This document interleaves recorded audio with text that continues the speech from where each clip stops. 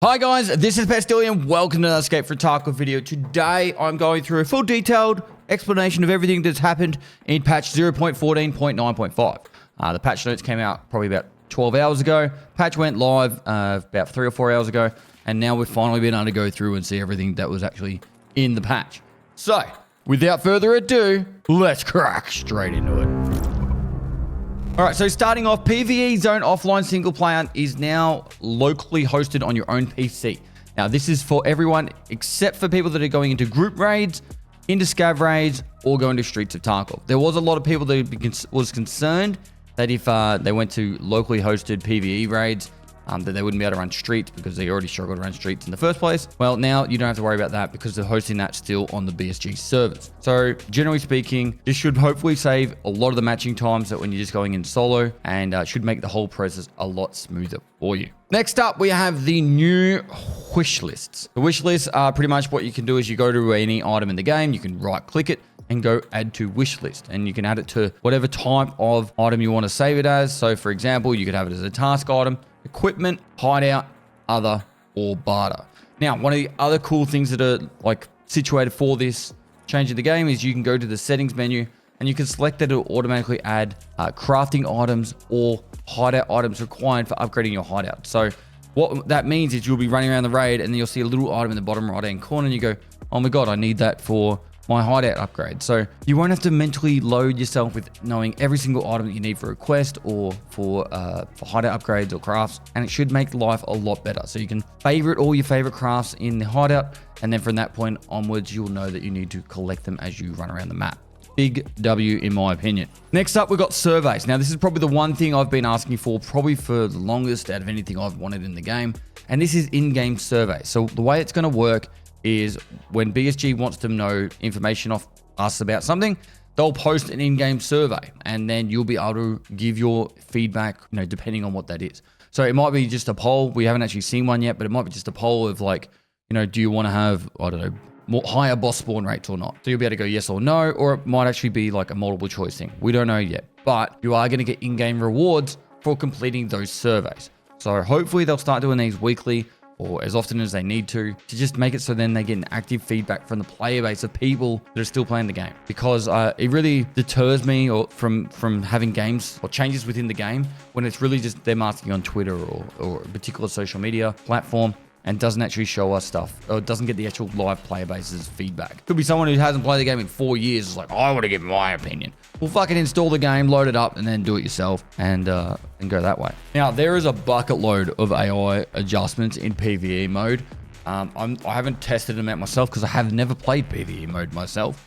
I'm going to start playing it in the future, but pretty much the short and nasty is, now, AI around the map, either PMCs are going to loot around the map, and then once they've got enough loot, they're going to start extracting. Also, scavs are going to start being attracted to gunshots and AI and PMCs.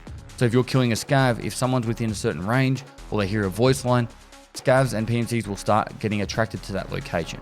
So PvE mode, I believe, will become a lot more difficult, and they're going to move some of these mechanics over to the PvP mode as well.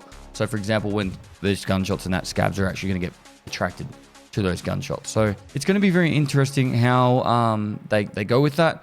And personally speaking, I think it's going to be better. Just so you know, the patch notes will be linked down below if you want to actually fully read through the patch notes. Now, there's going to be new quest lines added to the game. The new Nostalgia quest line is for the game's life path, available only to owners of the EOD edition bonus. Then there's also added quest line for the obtaining the Mark of Unheard, allowing owners of any edition to obtain this item in PvE mode.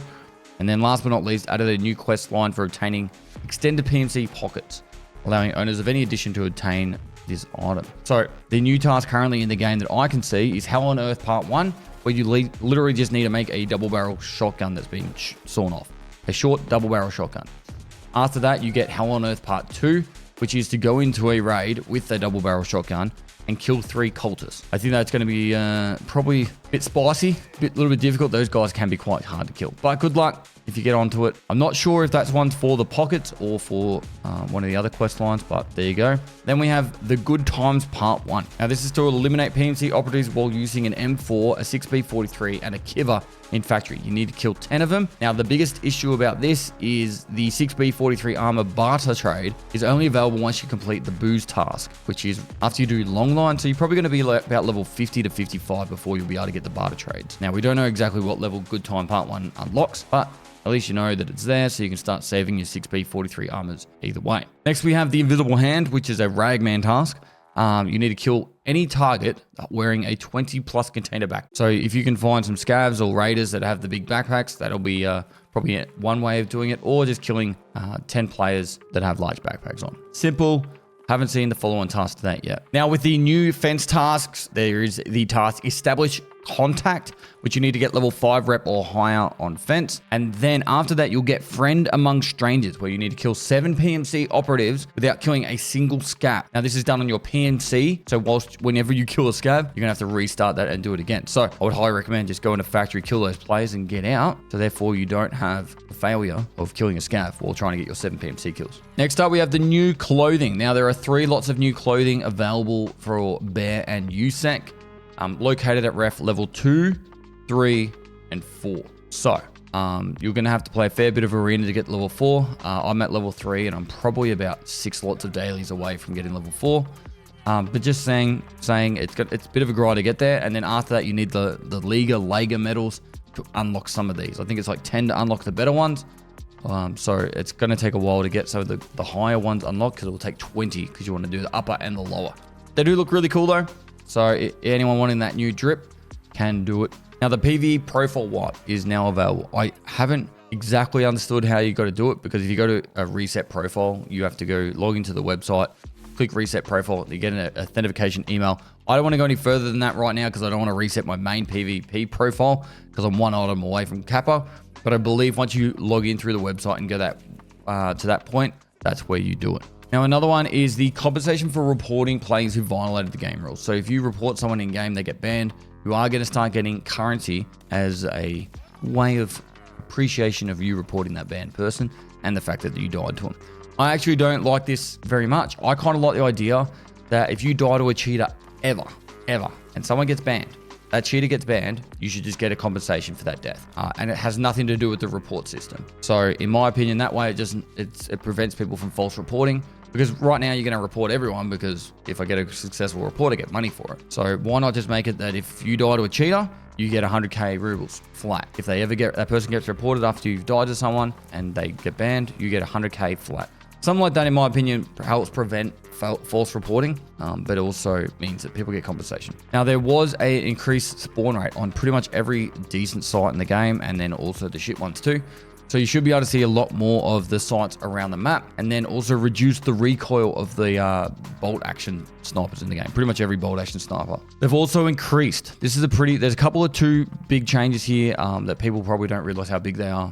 But they've increased the leveling speed of hideout management and crafting skill. Now, at the moment, you need level 5 hideout management to get the library upgrade in the hideout. Now, when I was doing my most recent playthrough, I was trying to upgrade the library, and I was only level 3 hideout management, which means I would have to have my fuel going for multiple days just to get hideout management level 5. Now, hopefully that will be more in line when you actually unlock the library, you'll be able to upgrade it straight away, because otherwise the only other way to get it straight away will be to have the Unheard edition. Now, hideout management as a higher level also does a lot of bonuses in increasing your skill leveling speeds, and the crafting skill makes it so you can craft stuff faster. So I think this will be very pleasantly received as you are playing the game, even if you don't notice it too much. And then the next really big one is they removed the hearing distance bonus from the perception skill. So it doesn't matter what level someone has a perception skill now, you won't hear any further or less than someone else. There was one particular moment I remember when I was playing with a guy named Swagger Souls, and I was like, "Can you hear that guy?" He's like, "I got no idea who you're talking about." And we literally had like the same gear on, but he had a different perception skill,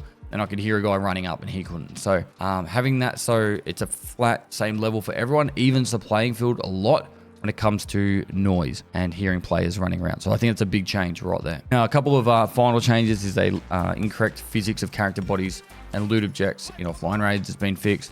Fix the EFT and EFT arena interaction UI when interacting with the ref. So I hope that means the linking is a little bit smoother, because right now, when you go to, or before this patch, when you go to arena, a lot of the time it wouldn't actually show your correct level, and you have to like log in and out 4 or 5 times to get it to work. Hopefully that's been fixed.